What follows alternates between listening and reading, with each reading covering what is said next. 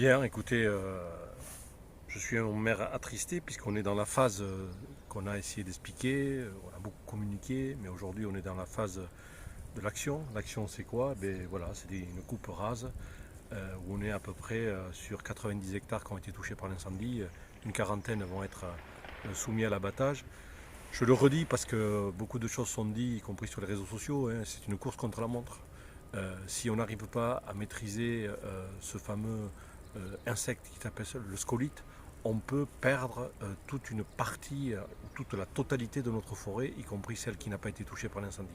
C'est une course contre la montre. Le scolite, j'invite les internautes à regarder comment fonctionne ce petit insecte.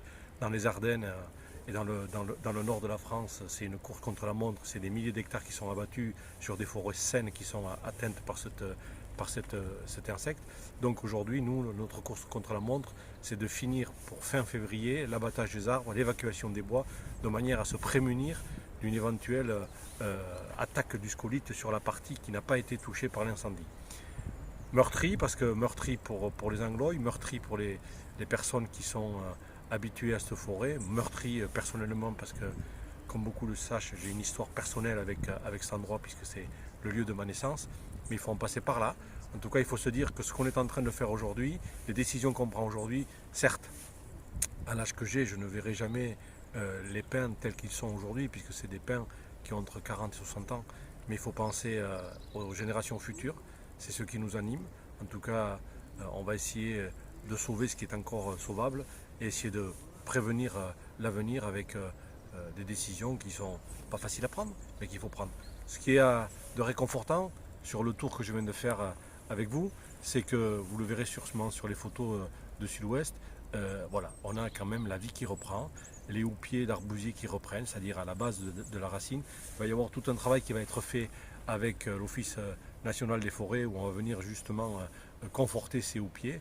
On a les chênes verts qui repartent, on a les chênes lièges qui repartent, ce qui pose déjà, d'ores et déjà, question sur les essences qu'on va replanter d'ici un an et demi.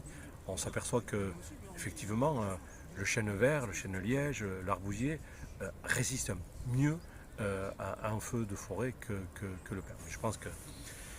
Je pense qu'à l'époque, on ne pensait pas à ça, on pensait à venir assainir de l'humidité qu'il y avait ici et venir stabiliser la dune, c'est ce qu'avait fait à l'époque Napoléon III.